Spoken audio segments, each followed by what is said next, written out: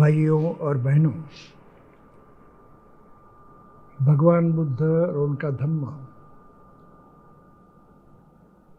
इस बाबा साहब की लिखी हुई किताब पर हम कुछ अध्ययन कर रहे हैं, विचार विमर्श कर रहे हैं और इस ग्रंथ में जो लिखी हुई बातें हैं उनको सही ढंग से समझने का प्रयास कर रहे हैं। बुद्ध के चरित्र के बारे में अब तक हमने कुछ जानकारी हासिल की है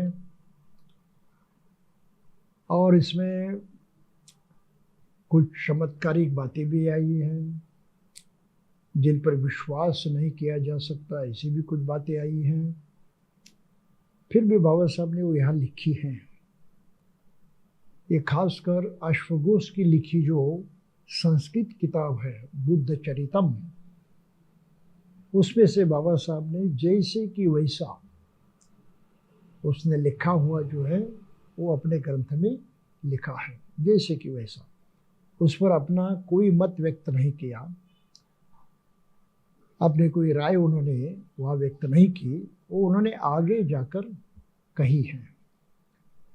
तो आगे जाकर उन्होंने क्या कहा है, तो इससे आगे बढ़ने के लिए पहले हम जरा उस बात को समझ ले कि बाबा साहब की अपनी राय क्या है। उन्होंने जो लिखा है अब तक पहले खंड में, इसको लेकर उनकी अपनी राय क्या है। उन्होंने राय जो है ये अपने ग्रंथ के तीसरे खंड के प्रथम भाग में और पहले प्रकरण में लिखी है और ये सुनना, ये समझना जरूरी है।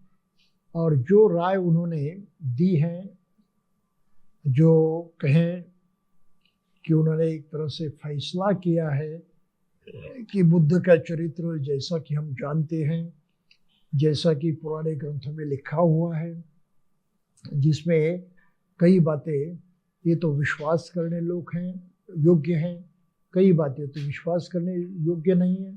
तो फिर इसके बारे में कहे क्या ये चरित्र सत्य माने, क्या ये सही माने। अगर सत्य है तो ये कुछ बातों पर विश्वास भी नहीं किया जा सकता, अगर असत्य है तो फिर सत्य क्या है। तो इसका फैसला बाबा साहब ने अपने इस ग्रंथ के तीसरे खंड में किया है। क्या लिखते हो, शीर्षक ही है कि बुद्ध ने अपने ही धम्म में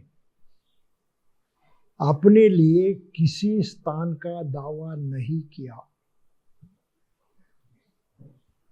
धम्म उनका है, उन्होंने जाना है, उन्होंने खोज की है और इसलिए बुद्ध का धम्म जो है वो भगवता धम्मो कहा जाता है। भगवान बुद्ध का धम्म है और किसी का नहीं। स्वाख्यातो भगवता धम्मो ऐसा कहा है कि उन्होंने बहुत ही अच्छी ढंग से, बहुत ही सरलता पूर्वक वो कहा है, अपना धम्म उन्होंने बताया, स्वाख्यातो भगवता धम्मो। तो बुद्ध का धम्म है और किसी का नहीं है और उनको ये अपने प्रयत्नों के कारण प्राप्त हुआ है। किसी की मेहरबानी नहीं हुई, किसी ने दृष्टांत नहीं दिया, किसी ने बाहर से उनको कुछ सुझाव नहीं दिए। उन्होंने अपने ही बलबूते पर ये खोज की है, इसलिए वो अपना स्वयं का निजी धम्म है। ये पहली बात जो है ध्यान में रखनी चाहिए। अब इतना होने पर भी उन्होंने अपने ही धम्म में अपने लिए कोई जगह नहीं रखी, उसका श्रेय लेने की कोई कोशिश नहीं की। इतना ही कहा कि मेरा अनुभव है, मैं आपको बता रहा हूं, बस इतना है। ये बताना, उस रास्ते को समझाना, उस मार्ग पर चलने के लिए आपको प्रेरित करना,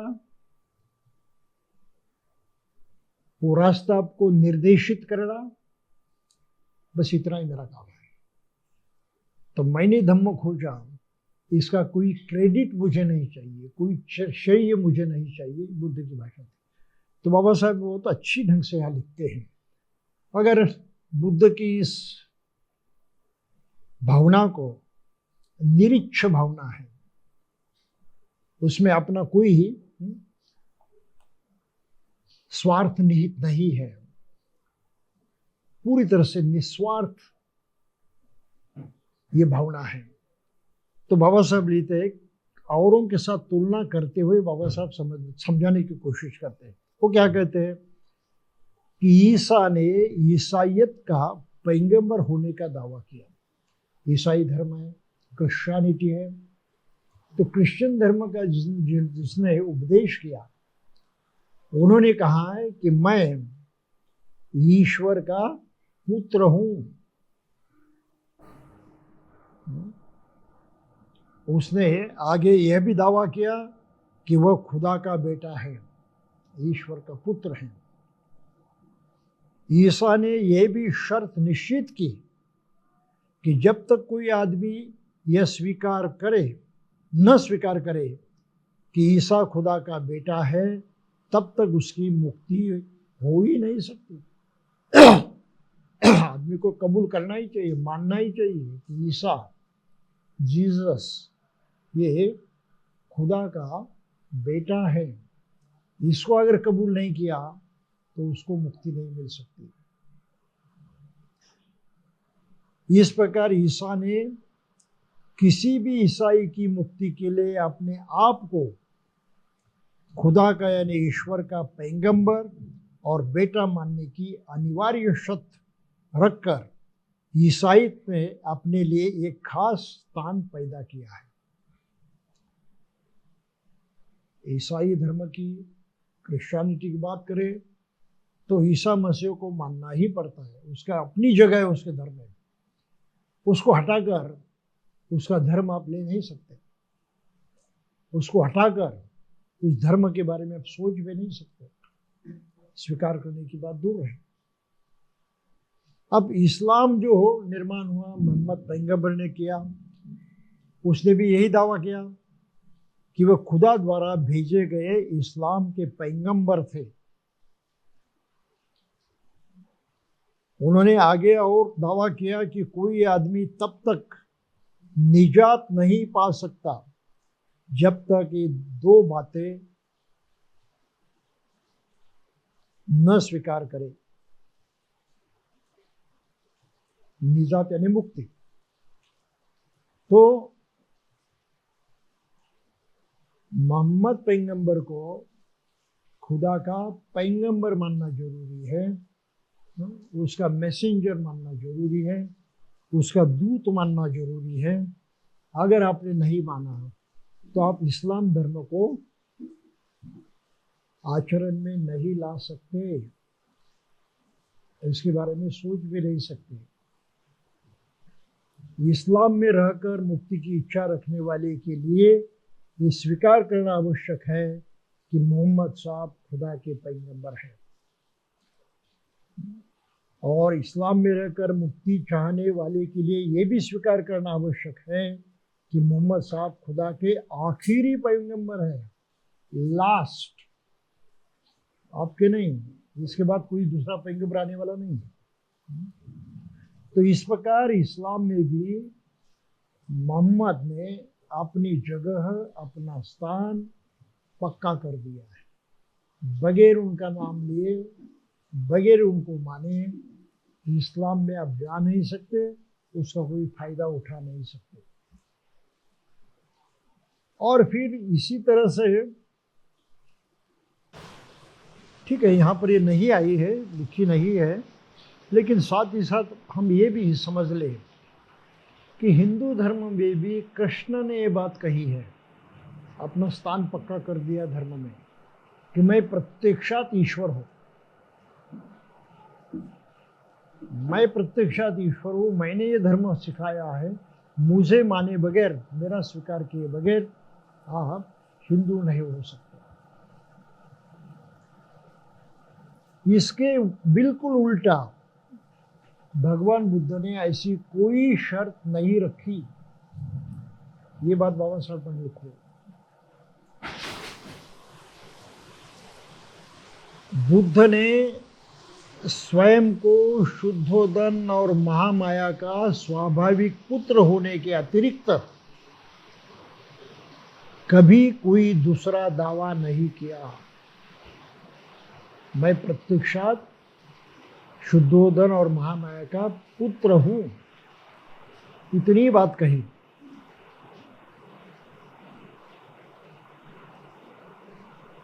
उन्होंने ईसा मसीह और मोहम्मद साहब की तरह मुक्ति की शर्त लगाकर अपने धम्म शासन में अपने लिए कोई खास स्थान पैदा नहीं किया। ये बात बहुत ही मायने रखती है, इसका बहुत ही महत्व है।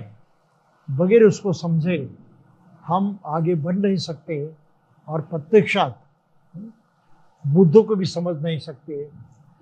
तो आगे क्या हुआ, बाबा साहब ने क्या लिखा है, ये कहानी में यहाँ पढ़ने के बजाय सिर्फ अपने शब्दों में बताना चाहता हूँ कि भगवान बुद्ध ने उनके महापरिनिर्वाण होने के पश्चात स्वयं की कहानी तो उन्होंने नहीं बताई, जगह जगह उन्होंने कुछ बातें जरूर कही हैं, लेकिन उन्होंने अपना चरित्र नहीं बताया।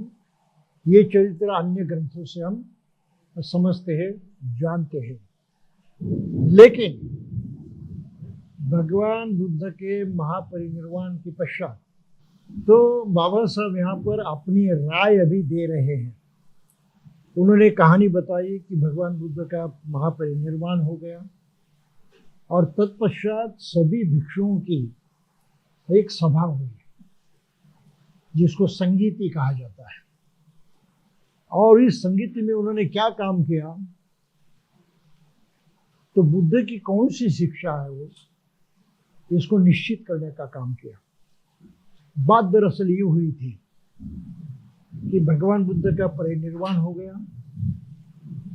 तब उनके शिष्य कश्यप ये कुशीनारा की तरफ ही जा रहे थे, लेकिन वो पावा में थे। वहां पर उनको खबर मिली कि भगवान बुद्ध का परिनिर्वाण हुआ है।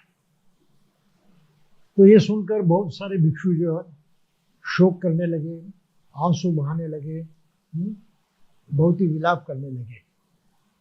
लेकिन उनमें एक सुभर्द नामक एक भिक्षु था, रुद्ध भिक्षु था वो। उसको बड़ा आनंद हो गया। उसने अन्य भिक्षुओं को, ये शोक करने वाले जो भिक्षु थे, उनसे कहा, अरे भाई शोक मत करो, शोक करने की कोई जरूरत नहीं है। बुद्ध का परिनिर्वाण हो गया, शास्त्रा में से चले गए, अच्छी बात हो गई। नहीं तो वो कहते थे, भिक्षु ऐसा मत करो, भिक्षु ऐसा करो, भिक्षु ये गलत हैं, भिक्षु ये ठीक नहीं है, इतनी सारी बातें सुनाते थे। अच्छा हुआ वो चले गए, अब हम बिल्कुल मुक्त हो गए। हम चाहे जिस तरह से बर्ताव कर सकते हैं, चाहे जिस तरह से रह सकते हैं। तो ये आनंद बनाने का समय है, दुख करने की जरूरत नहीं है। तो सुभद्र के ये वचन सुनकर काफी भिक्षु भी बहुत व्याकुल हो गए, स्वयं कश्यप भी काफी परेशान हो गए। और जब भगवान बुद्ध के अंतिम संस्कार हो गए, तब कश्यप आदि भिक्षु ने ये सोचा कि बुद्ध अभी अभी चल बसे हैं, उनका परिनिर्वाण हुआ है, और तुरंत उनके कुछ शिष्य जो हैं बिल्कुल उल्टी सीधी बातें करने लगे। तो ऐसी उल्टी सीधी बातें करते रहेंगे तो बुद्ध की शिक्षा ये जो है धूमिल हो जाएगी, नष्ट हो जाएगी, वो सच्चाई जो है समाप्त हो जाएगी। तो हमारा कर्तव्य है कि जो भिक्षु बुद्ध के साथ रहे हैं, उन्होंने सब कुछ जाना है पहले से, वे सभी इकट्ठा बैठे, ये संगायन करें। तो इस तरह से वो मीटिंग बुलाई गई और उसमें फिर काश्यप जी अध्यक्ष थे। उन्होंने पहले जो बात कही आनंद और उपाली और अन्य दूसरे लोग जो कपुली वस्तु के ही थे और जो जहाँ जहाँ भगवान बुद्ध गए प्रायः हर जगह मृत्यु पर्यंत उनके साथ रहे, वे सब वहाँ उपस्थित थे। सवाल, कौन से लोग उपस्थित थे? जो बुद्ध के साथ रहे, जन्म से लेकर बुद्ध की जानकारी उनको थी, महापरिनिर्वाण होने तक उनके साथ थे, तो पूरी बुद्ध की जीवनी जो है उनको मालूम थी। ऐसे भिक्षु साथ थे, वो संघ में थे। लेकिन काश्यप ने क्या किया? काश्यप ने आनंद से कहा कि धम्म को दोहराए, और तब संगीतकारों से पूछा कि क्या ये ठीक है? तो आनंद सुत कहता था, मैंने ऐसा सुना है, कहकर जो बुद्ध ने उपदेश दिया वो लोगों को सुनाता था। एवं मया सुतंग, मैंने ऐसा सुना है। तो पाली त्रिपिटक की भाषा ऐसी शुरू होती है। और वो फिर वो उपदेश सुनने वाले दूसरे भी कोई भिक्षु रहते थे, उनको भी जानकारी होती थी, तो सभा में पूछते थे कि क्या आनंद ने बताया सच है, ये सही है? तो जिन भिक्षुओं ने वो सुना था पहले, वो साक्षी थे, वो कहते थे कि हाँ ये ठीक है, आनंद ने बिल्कुल सही कहा। तो इस तरह से बुद्ध की सारी शिक्षा जो है, सर्व उपदेश जो है, आनंद ने लोगों के सामने रखे, और भिक्षुओं ने वो पहले से सुने थे, उन्होंने हाँ भरी, ये सही है कहा, तब उसका स्वीकार किया गया। तो इस तरह से आनंद के कारण सुत्त पिटक अस्तित्व में आया। बुद्ध की ही सारी शिक्षा त्रिपिटक में जो समाई गई है और जिसमें सुत्त पिटक कहा जाता है, ये पूरी की पूरी शिक्षा सबके सामने प्रकट हो गई। उसका संकलन किया गया, उसका संगायन किया गया, यानी कहा गया, और इस तरह से बुद्ध की शिक्षा निश्चित की गई, यही बुद्ध की शिक्षा है। समझ गया? फिर काश्यप ने उपाली से कहा, क्योंकि विनय के आचरण में विनयधर था, वो माहिर था, सबसे श्रेष्ठ था। उनसे कहा गया कि विनय को दोहराए। तब संगीती कारकों से पूछा कि क्या ये ठीक है? उन्होंने हाँ हमें उत्तर दिया। कश्यप ने तब इस विषय पर प्रश्न करना समाप्त कर दिया। तो उपाली ने विनय पिटक का संगायन किया, हर बात कैसे नियम हुए, कौन सी घटना घटी थी वहां पर, बुद्ध ने क्यों ऐसा कहा, ये सभी बातें बताते बताते उसका संगायन हुआ। इस तरह से विनय पिटक जो है ये पूरा कहा गया। और फिर कश्यप जी रुक गए। ये समिति थी, संगीति थी, उसका काम समाप्त हो गया, समाप्त कर दिया और कुछ नहीं हुआ। तब बाबा साहब अभी आगे अपनी बात रखते हैं। क्या कहते हैं कि उस संगीत में महाकाश्यप अध्यक्ष थे, आनंद, उपाली और अन्य दूसरे लोग जो कपिल वस्तु के ही थे और जो जहां जहां भगवान बुद्ध गए प्रायः हर जगह मृत्यु पर्यंत उनके साथ रहे, वे सब वहां उपस्थित थे। यह हकीकत है। लेकिन अध्यक्ष महाकाश्यप ने क्या किया? उसने सिर्फ इतना ही किया। और तब बाबा साहब आगे पूछते हैं कि तब महाकाश्यप को चाहिए था कि वहां संगीत में उपस्थित किसी को तीसरा प्रश्न करते और आज्ञा देते कि ये भगवान बुद्ध के जीवन की मुख्य मुख्य घटनाओं को बताए। बुद्ध के जीवन में कौन सी प्रमुख घटनाएं घटी हैं, ये महाकाश्यप ने किसी से कहना चाहिए था कि तुम बताओ, क्योंकि पहले से जानने वाले भिक्षु थे। लेकिन महाकाश्यप ने ऐसा नहीं किया। उन्होंने सोचा कि धम्म और विनय ही दो ऐसे विषय हैं जिससे संघ का सरोकार है। संघ से संबंध केवल इन दोनों बातों से है, धम्म की शिक्षा और विनय का आचरण। इससे अधिक संघ को और किसी तीसरी बात की जरूरत नहीं है। ऐसा सोचकर महाकाश्यप ने बुद्ध चरित्र का संगायन करने के लिए कोई आज्ञा नहीं दी, कोई सुझाव नहीं दिया। लेकिन महाकाश्यप ने ऐसा क्यों किया? बाबा साहब यहाँ लिखते हैं, यदि महाकाश्यप ने भगवान बुद्ध के जीवन की घटनाओं का ब्यौरा तैयार करा लिया होता तो आज हमारे पास भगवान बुद्ध का एक पूरा जीवन चरित्र होता। उसने अगर किससे पूछकर इसका संगायन किया होता, ये बातें लोगों के सामने कही जाती थी, तो आज हमारे सामने सही चरित्र होता था।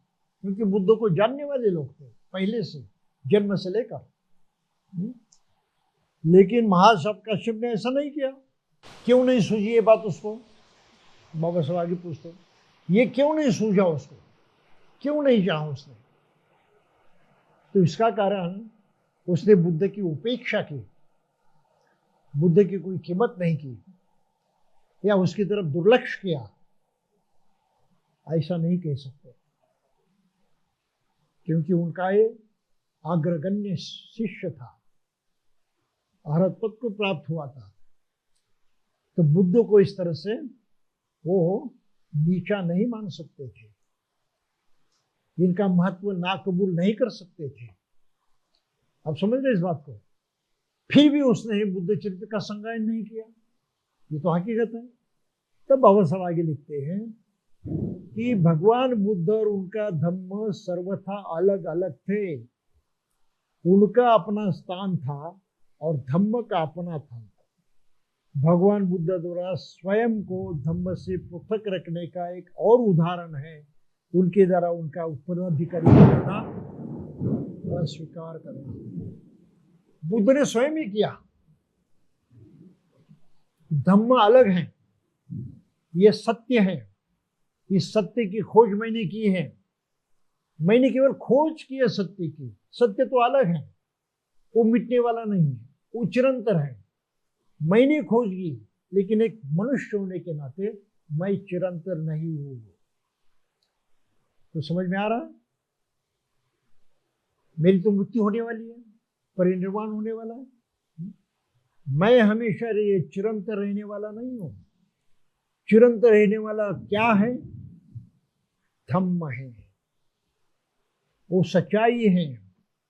इसलिए बुद्ध से ये सच्चाई जुड़ी हुई नहीं है, बुद्ध ने उसको अलग कर दिया। तो अपनी खोज होने के बावजूद भी बुद्ध ने लोगों को सिर्फ धम्म पर ही विश्वास करने की बात कही। ये लोगों के काम की चीज है, एक मैं बुद्ध होने के नाते किसी के काम का नहीं। मैं किसी को मुक्ति नहीं दिला सकता हूं, किसी को कुछ भी नहीं कर सकता। आखिर हर आदमी को स्वयं को ही धम्म का आचरण करना चाहिए। मुझसे क्या वास्ता है? मुझे मानकर मेरी पूजा करके करते हुए उसको क्या मिलने वाला है? वो तो कोई फायदे की बात नहीं उसके। आप समझ रहे इस बात को? लेकिन अन्य धर्मों में क्या कहा है कि उनके संस्थापकों को मानना ही चाहिए, मानने की जरूरत नहीं है। आप समझ रहे इस बात को? तो इस गहराई में जाकर बाबा साहब ने कहा कि बुद्ध की अपनी ये शिक्षा थी और उनका जो शिष्य था महाकाश्यप, वो बिल्कुल ही ईमानदार था। उसने सोचा कि बुद्ध स्वयं को अपने धम्म से अलग मानते हैं और जनता के लिए, लोगों के लिए तो धम्म ही जरूरी है। बुद्ध ने अपने को पृथक कर दिया है, तो सिर्फ हम धम्म और विनय की बात करेंगे, भिक्खु संघ को और ज्यादा कोई जरूरत नहीं। तो इसलिए उसने धम्म को संज्ञान करके प्रकट किया, विनय पिटक को प्रकट किया, लेकिन बुद्ध का चरित्र उसे नहीं मिला। तो ये कारण है बुद्ध का असली चरित्र, सही चरित्र हमारे पास नहीं है। बुद्ध के जाने के बाद वर्षों से 600 सालों के बाद बुद्ध का चरित्र लिखा। जिन्होंने बुद्ध को देखा नहीं था, जाना नहीं था, ऐसे लोगों ने बाद में चलकर कल्पनाओं पर या याददाश्त से कुछ लिखने की कोशिश की, और इसलिए ये ढेर सारी उल्टी पुल्टी बातें जो हैं बुद्ध चरित्र में आ गई है। तो महाप्रधान सूत्र में एक सूत्र है, महाप्रधान सूत्र है दीघ निकाय में, उसमें बुद्ध चरित्र कैसा होना चाहिए, हाँ, इसका कुछ फॉर्मेट बनाया है, एक फॉर्मेट बनाया है कि ऐसे ऐसे होना चाहिए। तो कहते 24 बुद्ध हुए, कोई कहते 27 हुए, कोई कहते 28 हो गए, लेकिन सभी बुद्धों का चरित्र बस इसी फॉर्मेट में बिठाया है। वो बोधिसत्व होते हैं, माता के गर्भ में जाने की इच्छा प्रकट करते हैं, उनको से दृष्टांत देते हैं, फिर गर्भ प्रवेश करते हैं, फिर उनका जन्म होता है, वो 10 कदम चलते हैं जन्म के बाद तुरंत, फिर वो संसार भी करते हैं, और फिर ये 4 दृश्य देखते हैं, फिर चुपके से गृह त्याग करते हैं, उनको लड़का भी होता है। तो इस तरह का जो एक कहानी है, हर बुद्ध की कहानी बस ऐसे लिखनी चाहिए, ऐसा उस महाप्रधान सूत्र में कहा है। इसलिए बाबा साहब कहते हैं कि जो मैंने पहले लिखा है ये बुद्ध का असली चरित्र नहीं है, लेकिन इसके सिवा दूसरी बातें हमको मालूम भी नहीं है। लोग यही कहते आए हैं, तो जो लोग कहते आए हैं बस उनका कहना ही मैंने आपके सामने रखा है, जिसको हम बौद्ध चरित्र कहते हैं। इससे अधिक जानकारी किसी के पास नहीं है। तो इसलिए प्रथम खंड में जिन बातों पर हम विश्वास नहीं कर सकते, चमत्कारिक बातें होती है, उस पर हमें विश्वास करने की जरूरत नहीं है, उसको सवाल उठाने की जरूरत नहीं है। ये सही होगा गलत होगा इससे कोई वास्ता नहीं है, ये वास्तविक बुद्ध का चरित्र नहीं है, यही हमको समझना चाहिए। तो बाबा साहब ने यहाँ पर इसका उत्तर दिया है, आप समझ गए। तो हम अभी दोबारा पहली जगह आ जाएंगे। आगे का चरित्र जो है इसमें सच्चा इतिहास भी है और कुछ उससे जुड़ी हुई काल्पनिक बातें भी हैं। सच्चा इतिहास ये है कि बुद्ध को बुद्धत्व की उपलब्धि होने के बाद वो लगभग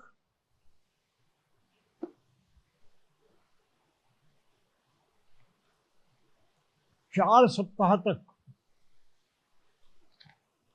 अपने इस अनुभूति का अनुभव करते रहे, और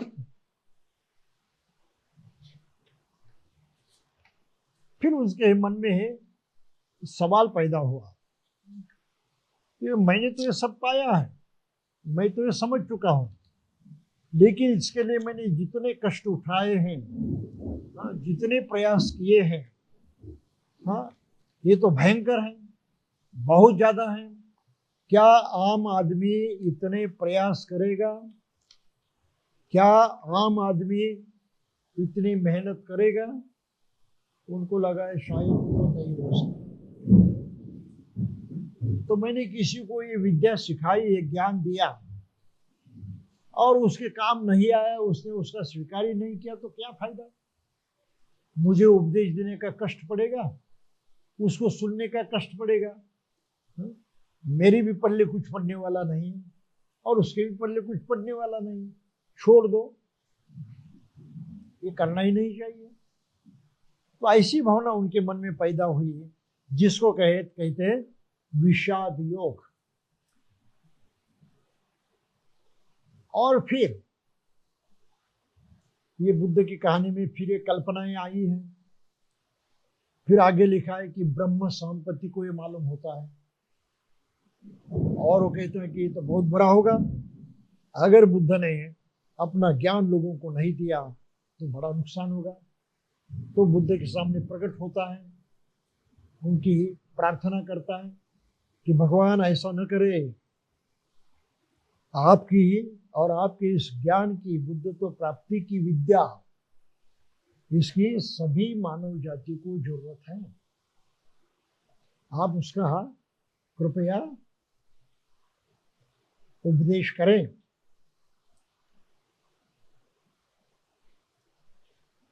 तो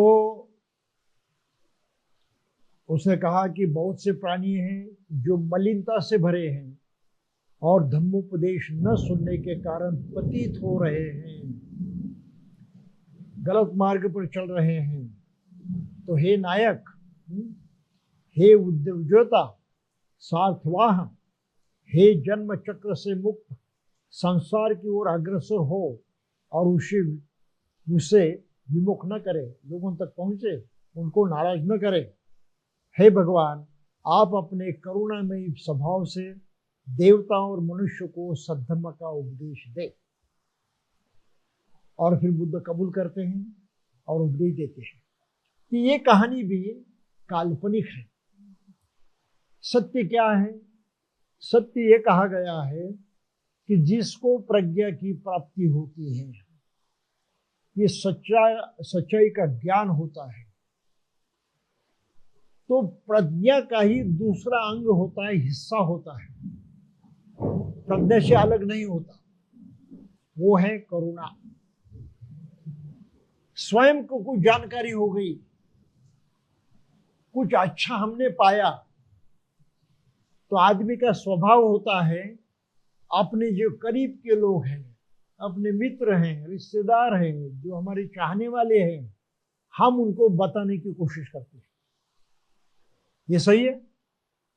अपने पास अगर कुछ अच्छा हो, कुछ अच्छी बात हमारे समझ में आए, अच्छा कुछ हमने पाया, तो हम औरों को बताने की कोशिश करते हैं। ये भावना पैदा होती है, लगता है कि नहीं और किसी को दिखाना चाहिए और किसी को सिखाना चाहिए। सही है, ये स्वाभाविक है। मन का कारोबार इसी तरह से चलता है। तो बुद्ध की प्रज्ञा जो है, उस प्रज्ञा में भी यही हुआ। उन्होंने आपके ध्यान की अवस्था में सर्व मनुष्य की तरफ देखा, चिंतन किया, मनन किया, और तब उनको समझ में आया। और ये पाली ग्रंथ में लिखा है, ये सभी लोग जो हैं बुरे तो नहीं है, निकम्मे तो बिल्कुल नहीं है। कुछ भी तो लोग हैं, कुछ ना कुछ लोग हैं जो ये समझ पाएंगे, अपना पाएंगे और इस प्राप्ति को भी वो प्राप्त कर पाएंगे। सभी बिल्कुल निकम्मे नहीं हो सकते। और तब उनको लगा कि सभी मनुष्य मात्र जो हैं, मानो एक कमल से भरा सरोवर है, कमल पुष्प से भरा सरोवर है। और फिर कमल कैसे होता है? वो तो कीचड़ में पैदा होता है, गंदे पानी में पैदा होता है। कीचड़ से वो बढ़ते बढ़ते पानी के ऊपर आ जाता है। गंदगी में होते हुए भी गंदगी से ऊपर उठता है। आप समझ रहे हैं? पानी के ऊपर आने के बाद वो कली जो है और भी अधिक ऊपर उठती है, और फिर वो पुष्प खिल जाता है। खिलने के बराबर क्रांति हो जाती है। बिल्कुल दूसरा ही विश्व निर्माण होता है, दूसरा जगत निर्माण होता है। फूल का जो कमल का फूल है, उसका अपना अस्तित्व बिल्कुल अलग हो जाता है। क्या वो फूल जो है कीचड़ से कोई समानता रखता है? कीचड़ से तो सभी बातों में अलग है। गंदे पानी से कोई उसका नाता होता है? गंदगी पूरी तरह से हट जाती है। उसका जो दर्शन है, रूप जो है पानी के नीचे होते हुए, क्या वही आगे जैसे कि वैसा रहता है? पानी में होते पानी तो बिल्कुल चिपक जाता था। उसका जो पान है उस पर भी चिपक जाता था। लेकिन क्या वो जो कली खिलती है और पंखुड़ी होती है, उसमें पानी चिपकता है? बिल्कुल नहीं। उसका समूचा अस्तित्व बदल जाता है, रूप में परिवर्तन होता है, गुणों में परिवर्तन होता है, दर्शन में परिवर्तन होता है, और बाहरी कोई भी बात उसको चिपकती नहीं। जिस गंदगी में पैदा हुआ उस गंदगी से पूरी तरह से अलग हो जाता है। सही है? करीब आने वाले को गंदगी महसूस नहीं होती, सुगंध महसूस होता है। देखने वालों को बुरा नहीं दिखाई देता, जैसा कीचड़ है, गंदगी बुरा दिखाई देता है, अच्छा नहीं लगता। ये नहीं होता इसके बारे में, ये तो प्रसन्नता से देखते ही रहता है और बड़ा खुश हो जाता है। और वही गंदा पानी अगर आपने छिड़का उस पर, तो पानी उसको चिपकता नहीं, बह जाता है, अलग होता है, परिशुद्ध हो जाता है। तब बुद्ध ने सोचा कि बुद्धत्व प्राप्त होना यानी कमल जैसे खिलना है। मैं तो कमल जैसे खिल गया हूं, लेकिन लोगों में भी, जगत में भी ऐसे लोग हैं जो कीचड़ में तो उगते हैं, लेकिन धीरे धीरे कीचड़ से बाहर आने की कोशिश करते हैं उस कमल की तरह। आप समझ रहे बात? तो मुझे ये उनको सिखाना ही चाहिए। एक बार आपको अभी कमल जैसे खिलना है, खिलने की अवस्था तक आप पहुंच सकते हैं, प्रयास कर सकते हैं, खिलना तुम्हारा काम है। तो खिलना कैसे होता है? ये विद्या जो है ये बुद्धत्व प्राप्ति की विद्या है। कि मैंने जैसे बुद्धत्व प्राप्त किया, खिल गया, ये खिलने की जो विद्या है ये तो मुझे अभी इन लोगों को देनी चाहिए। तो ये सोचकर उन्होंने अपना उपदेश देने की कोशिश की। तो इसका एक रूपक के माध्यम से लोगों के सामने कहानी के तौर पर बयान करने के लिए ये ब्रह्म संपत्ति की कहानी रची गई, लिखी गई। ये सच्चाई नहीं है, ये रूपक मात्र है, कल्पना मात्र है। सच्चाई ये है कि बुद्ध के मैत्र है, प्रज्ञा के साथ साथ करुणा जाग उठी, और करुणा ने उनको उपदेश देने के लिए तैयार किया, उनको आश्वस्त किया कि नहीं, तुम रुक नहीं सकते, तुम्हें करना ही चाहिए। जैसे मैंने कहा कि हमको कुछ अच्छी बात प्राप्त हुई तो हम औरों को देने की कोशिश करते हैं। ये मानसिकता वहां पर जाग उठी और बुद्ध ने अपने धम्म का उपदेश दिया। कुछ बात समझ में आ गई? इसलिए बुद्ध चरित्र में जो भी चमत्कारी बातें हम सुनते हैं, इस पर विश्वास करने की जरूरत नहीं है। बुद्ध ने 4 दृश्य भी नहीं देखे, लेकिन वो समस्याओं के बारे में सोचते थे। उन्हें चिपके से गृह त्याग भी नहीं किया। जो बात बाबा साहब ने यहाँ पर लिखी है कि संघर्ष पैदा हुआ और बुद्ध ने भी स्वयं का कबूल किया है। माँ बाप रो रहे थे, सभी लोग विलाप कर रहे थे, ऐसे में मैंने गृह त्याग किया। उन्होंने भी खुद कबूल किया है। सुत्त निपात में बात आई है, पहले मैंने कही थी आपको। तो इसलिए बुद्ध चरित्र की ये सभी चमत्कारिक कहानियां हमें बाजू में रखनी चाहिए। और क्या सही मानना चाहिए? पहली बात, बुद्ध का जन्म हुआ था लुम्बिनी में, और राजा अशोक ने ईस्वी सन के पहले 239 साल में वहां पर खंबा गढ़ा था, अशोक स्तंभ। उसमें लिखा है कि यहाँ पर बुद्ध का जन्म हुआ था। तो सारी दुनिया को ये कबूल करना पड़ा कि बुद्ध प्रत्यक्षात पैदा हुए थे, और उसका प्रूफ है। ठीक है? उनके माँ बाप का नाम भी मालूम है, कपिल वस्तु। तो आज भी उसके खंडर दिखाई देते हैं कपिल वस्तु के। तो इतिहास है। फिर गृह त्याग तो बुद्ध ने किया, किसी भी हालत में हो। बाबा साहब ने लिखा इस तरह से हो, नहीं तो और किसी तरह से हो, लेकिन वो अपने घर में नहीं रही। ये तो बात सही है। उन्हें घर छोड़ा। क्यों छोड़ा? तो इसका कारण भी स्पष्ट है। उन्होंने स्वयं बताया कि दुख है, दुख से मैं परेशान था, हर आदमी परेशान है। ये दुख से मुक्ति कैसे हो, वो ज्ञान कैसे उपलब्ध हो, इसकी खोज में मैं निकला।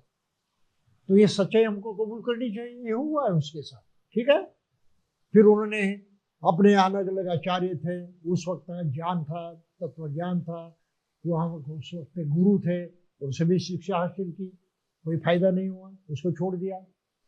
फिर उन्होंने स्वयं के बल पर साधना की, तपस्या की, अपने शरीर को बहुत दंड दिया, दंडित किया, बहुत क्लेश सहे, पीड़ा सही, कोई फायदा नहीं हुआ, वो भी छोड़ दिया, और फिर अपने बलबूते पर उन्होंने बुद्धि को प्राप्त किया।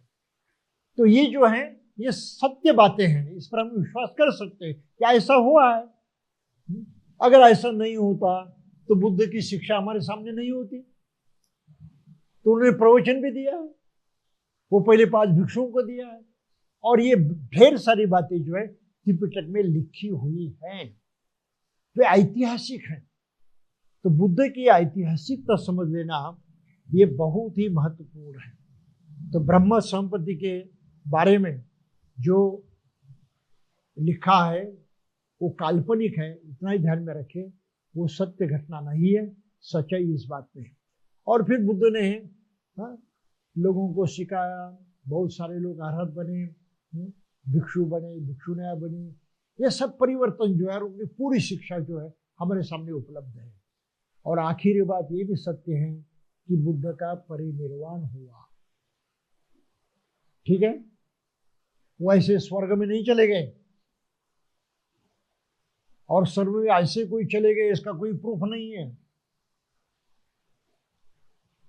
ना ईसा मसीह स्वर्ग में चले गए, कोई प्रूफ नहीं क्या हुआ ईसा मसीह का। ईश्वर के पुत्र हो तो स्वर्ग में आपको जाना आसान था, लेकिन गए या नहीं की पता नहीं बिल्कुल। मोहम्मद पैगंबर, इनका भी यही हुआ, उनकी मृत्यु हो गई, लेकिन वो स्वर्ग सिधारे ऐसा तो कोई नहीं कहता। आप समझ लो इस बात को। कृष्ण का तो आता भी नहीं, पता भी नहीं, ये तो सर कल्पना ही कल्पना ही है। वो पैदा हुआ भी था या नहीं किसी को पता नहीं। और कहते महाभारत में कोई एक शिकारी था, उसके विषैले बाण से कृष्ण की मृत्यु हो गई। उसके पांव में बाण लगा, विषैला था, और विषैले बाण के कारण उसकी मृत्यु हो गई। तो ईश्वर होने के बाद भी वो सीधा सीधा स्वर्ग में नहीं चले गए, ये हकीकत है। और इसके बदले बुद्ध की सही कहानी हमारे सामने आती है कि मनुष्य के नाते उनका जन्म हुआ था और उनका परिनिर्वाण हुआ। उनके इस शरीर को अंत में जलाया गया और उन पर स्मारक निर्माण किए गए, जिसको स्तूप कहा जाता है। तो बुद्ध वास्तव में हमारे जैसे मनुष्य थे, इसमें कोई अंतर नहीं है। ये सच्चाई बिल्कुल पक्की हो जाती है। आप समझ लीजिए बात को। तो यहां तक हमें इतना ही समझना चाहिए। फिर आगे बाबा साहब कहते हैं कि जिन्होंने बुद्ध की शिक्षा को कबूल किया, जिन्होंने इसको अपनाया, ये सभी लोग बुद्ध जैसी ही अवस्था को प्राप्त हो गए, वो अरहत बने। अरहत बुद्धत्व जैसा ही अनुभव है, सिर्फ उसको अलग शब्द प्रयोग किया इसलिए कि बुद्ध ने स्वयं जाना, इसलिए वो संबुद्ध थे। और उनकी जैसी स्थिति को, उनकी बातें सुनकर अपना कर जिन्होंने पाया, उन्हें तो अनुकरण किया है, इसलिए उनको अरहत मानते हैं, निर्वाण प्राप्त हुआ ऐसा मानते हैं, जीवन मुक्त मानते हैं, बुद्ध नहीं मानते। फर्क सिर्फ इतना है, लेकिन उनकी प्राप्ति बुद्ध जैसे ही होती है, इससे बिल्कुल कमी नहीं रहती। ठीक है। तो उस जमाने में फिर लोग बुद्ध से मिलते थे। उन्होंने पूरे भारत में 45 वर्षों तक भ्रमण किया, पैदल सभी जगह चलते रहे, लोग उनसे मिलते रहे और उनसे वो उनकी शिक्षा जो है पाते रहे। तो 2 प्रकार के लोग धम्म को पाने वालों में थे। पहला प्रकार ये था कि बुद्ध की शिक्षा से प्रभावित होकर लोग बुद्ध की प्रशंसा करते थे। भगवान, आपकी बात सुनकर मेरी ऐसी दशा हो गई है कि पहले मुझे अंधेरे में कुछ दिखाई नहीं देता था, कुछ समझ नहीं पाता था। अब मुझे हर चीज समझ में आ रही है। जैसे अंधेरे कमरे में कोई प्रकाश फैले और उसमें जो जो चीजें हैं वो सही ढंग से देख पाए, ऐसी मेरी अवस्था हो गई। तो मैं भी सत्य को देख रहा हूँ, समझ रहा हूँ। पहले मेरे दिमाग में नहीं आता था। फिर पहले मेरी अवस्था थी, मुझे सब उल्टा दिखाई देता था, यानी मेरी सोच उल्टी थी। बातें तो अपनी जगह सही थी, लेकिन मेरी सोच उल्टी होने के कारण मैं उनको उल्टा समझता था। अब समझ इस बात को। अब मुझे वो बातें सुलटी दिखाई दे रही हैं। उल्टी देखने की मेरी आदत खत्म हो गई है। मैं उसको सही ढंग से पहचान रहा हूं, जैसे कि वैसे देख रहा हूं। अब मुझसे गलती नहीं हो गई। आप समझ रहे इस बात को? इसके कुछ उदाहरण क्या हम समझ सकते हैं? कुछ उदाहरण कैसी स्थिति होगी? एक उदाहरण के तौर पर देखेंगे, जैसे हिंदू में कहा है कि ब्राह्मण का जन्म जो है मोह से हुआ है, क्षत्रिय का जो है भुजा से बाहों से हुआ है, जो वैश्य है जांघों से पैदा हुए हैं, और शूद्र पैरों से पैदा हुआ है। तो ये आदमी पहले इस पर विश्वास करता था, उल्टा देख रहा था सब। लेकिन वास्तविक सच्चाई क्या थी? प्राकृतिक। ना मोह जन्म का स्थान है, ना बाहु जन्म का स्थान है। ये जन्म के स्थान नहीं है, वो तो अलग अंग है, उसका अपना अलग महत्व है। अब मुझे वो समझ में आ रहा है कि ये सत्य है, और इनसे जन्म हुआ, इस बात में मैं उलझा गया था, इसलिए मुझे सब उल्टे दिखाई देता रहता। कुछ समझ में आ गया? तो ये जो ढेर सारी गलत कल्पनाएं लोगों के मन में ठूस कर भरी थी, आत्मा है, आत्मा के कारण जी रहे हो। बुद्ध की वाणी सुनकर उसने, अरे आत्मा तो है ही नहीं, ये तो पागलपन है, ये तो केवल कल्पना है। मैं उल्टा समझ रहा था, अब मुझे सीधा समझ में आ रहा है। ईश्वर सब कुछ करता है, पन्ना भी उसकी मर्जी से हिलता नहीं है। अरे ऐसी बात नहीं है, ये प्रकृति के नियम है। हवा बहती तो पन्ना हिलता है, प्रकृति के अपने नियम है। मैं देख ही नहीं सकता था, समझ में नहीं पा रहा था कि ये सच्चाई है। मैं उल्टा सोच रहा था, अरे हर चीज तो ईश्वर के हाथ में है, वही हमको जीवित रखता है, वो हमारा भला बुरा करता है। आप समझ रहे? तो उनकी भाषा क्या थी? पहले मुझे हर चीज उल्टी दिखाई देती थी, अब मैं वो सीधी देख रहा हूं। समझ गए ना? उसकी सोच बदल गई, उसकी समझ बदल गई है, और इसलिए वो कहते थे कि अभी मुझे सही सही दिखाई दे रहा है।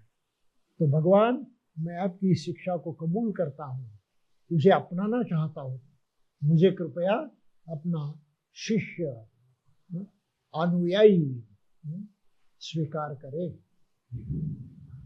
मैं आपकी शिक्षा पर अमल करना चाहता हूं। तो ऐसे कहकर वो बुद्ध की शरण जाते थे। और कुछ लोग कहते थे कि मुझे भिक्षु बनना है, बस पूरा समय इसमें लगाना है, तो भगवान मुझे भिक्षु के तौर पर स्वीकार करे। तो उसको भिक्षु बनाया जाता था,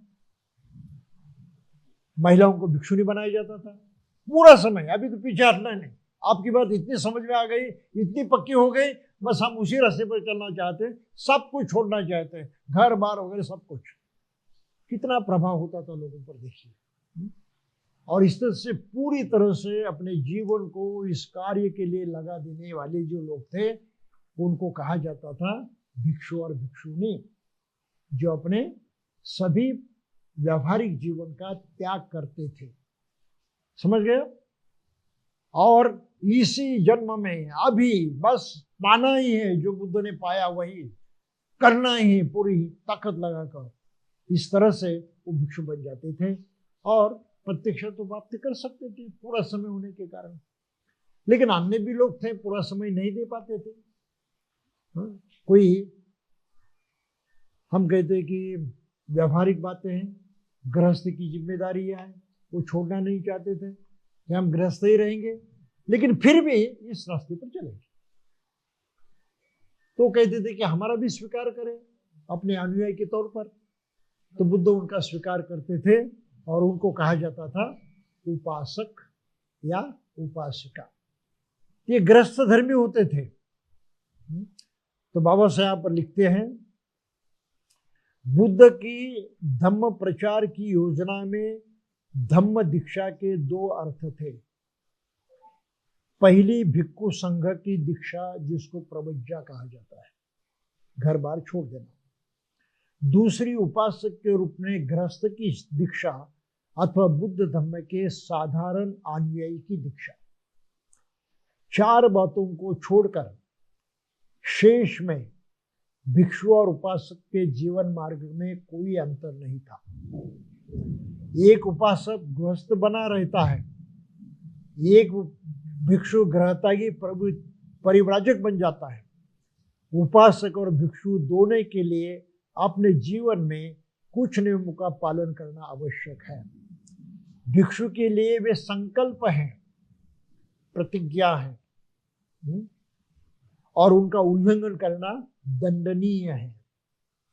उपासक के लिए वे केवल निर्देश हैं, उपदेश हैं। कहते हैं शील है, जिनका उन्हें अपनी सामर्थ्य के अनुसार अवश्य ही पालन करना चाहिए। तो भिक्षु को शील का पालन करना है सख्ती से, और गृहस्थ के लिए वो शक्ति नहीं है। इतना अंतर है। एक उपासक संपत्ति रख सकता है, एक भिक्षु कोई संपत्ति नहीं रख सकता। एक उपासक बनने के लिए किसी संस्कार की आवश्यकता नहीं है, वो ऐसे ही उपासक बन जाते थे। उसके लिए कोई विधि नहीं था, संस्कार यानी कोई कर्मकांड नहीं था। बुद्ध चुप रहते थे, उसका स्वीकार कर देते थे, कोई विधि नहीं है। एक भिक्षु बनने के लिए उपसंपदा संस्कार आवश्यक था। मुंडन करना है, उसको चीवर देना है, बाकी चीजें देना है, तो एक कर्मकांड होता था, उसको दीक्षा समारोह कहते वो होता था। उपासक के लिए कोई नहीं होता था। बुद्ध ने दीक्षा के लिए आने वालों को उनकी इच्छा के अनुसार उपासक अथवा भिक्षु बनाया। स्वयं अपने मत को थोपा नहीं, ये तू भिक्षु बन, तू उपासक बन जा, ऐसी बात नहीं कही। वो जो चाहते थे बस उसी तरह से उनको उस जीवन मार्ग पर उन्होंने प्रतिष्ठित किया, उनका स्वीकार किया। एक उपासक जब चाहे भिक्षु बन सकता है। एक भिक्षु उस स्थिति में भिक्षु नहीं रह सकता जब वो अपने मुख्य व्रतों का उल्लंघन करता है या जब वह स्वेच्छा से संघ की सदस्यता का त्याग कर देता है।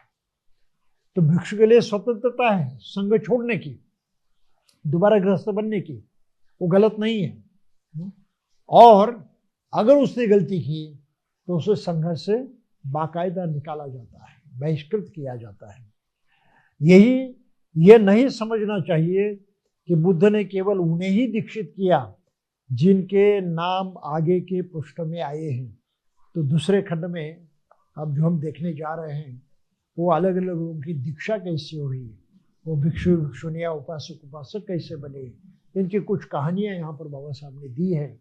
और उनके बारे में ये उन्होंने लिखा है कि ये केवल कुछ उदाहरण चुने गए हैं जो केवल ये दिखाने के लिए हैं कि अपने संघ में दीक्षित अथवा अपने सद्धम्म का उपदेश देने के संबंध में तथागत बुद्ध किसी की जाति, उसके स्त्री अथवा पुरुष होने में कोई अंतर नहीं करते थे। इसलिए कुछ चुने हुए उदाहरण हैं। तो बुद्ध ने किसी में भेद नहीं किया, ऊंचा नीचा नहीं देखा, सभी एक समान माना और उनको अपने धर्म की शिक्षा दी। तो ये बात यहाँ पर लिखी है बाबा साहब ने। तो बुद्ध के विषाद योग के बारे में, ब्रह्म सहपति का कैसे आगमन हुआ, ये काल्पनिक कथा है, इसको कबूल करें।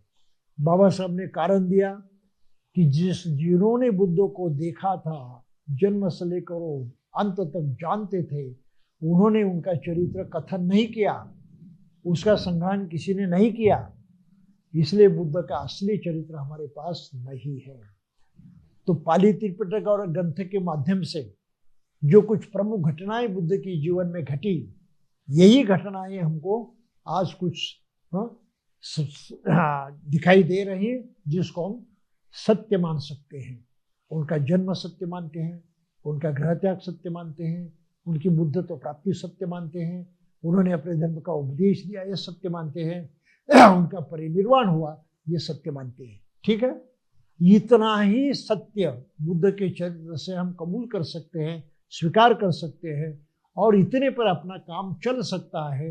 बुद्ध के और कुछ दूसरी बातों की जानकारी हमें जरूरी नहीं है, क्योंकि बुद्ध ने स्वयं कहा कि मेरे चरित्र की और मेरी आपको जरूरत नहीं है।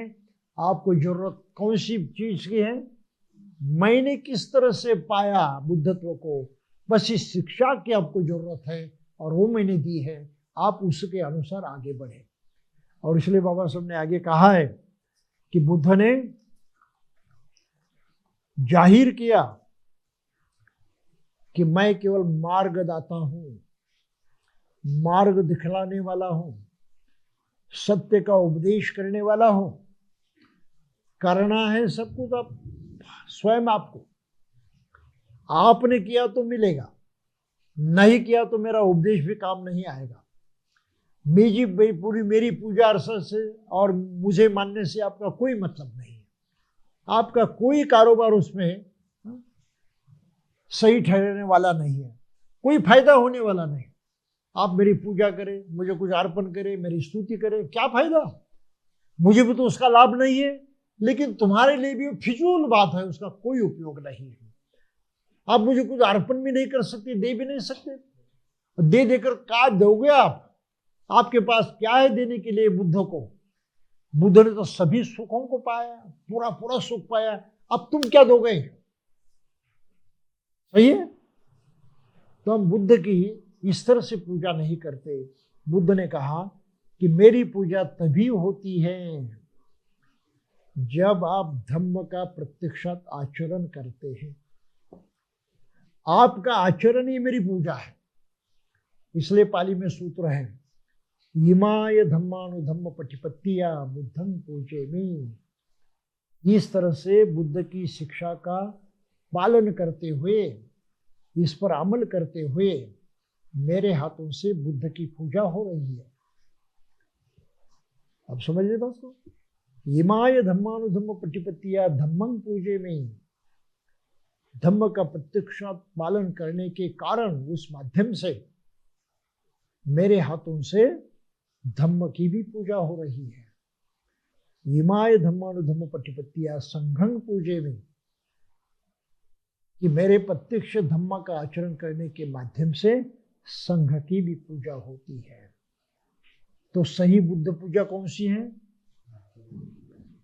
हम जो करते हैं वो तो सही नहीं है, लेकिन एक परंपरा चल रही है। एक क्या कहे कि लोगों ने कुछ अपना आदर व्यक्त करने के लिए उसको कुछ स्वरूप दिया, कुछ आकार दिया है। तो ये सिर्फ हमारे संतुष्टि के लिए है, हमें अच्छा लगे इसलिए है। प्रत्यक्षात इससे बुद्ध की कोई पूजा नहीं होती। जैसे अन्य धर्मों में आप उनके संस्थापक की पूजा करते, उनको मानना ही पड़ता है, तो उसका फायदा आपको होता है। बुद्ध को मानने से बुद्ध के धम्म का फायदा आपको नहीं होगा। बुद्ध को नहीं भी माना, लेकिन बुद्ध के धम्मों को जाना, तो आपका फायदा जरूर होने वाला है। ये खासियत है, और इसको प्रकट करने के लिए बाबा साहब ने इस तरह से अपने ग्रंथ में उसको लिखा है, जो हमें इस तरह से समझना चाहिए। तो मुझे लगता है कि रुकने का समय आ गया है। आगे हम बहुत ही महत्वपूर्ण विषय की तरफ जाएंगे, वो है बुद्ध का प्रथम उपदेश, और उपदेश किस हालातों में, किस तरह से और प्रत्यक्षात कौन से शब्दों में किया था, ये हम अगली बार देखने की कोशिश करेंगे। तब तक के लिए हम यहीं पर ठहरेंगे। जय भीम।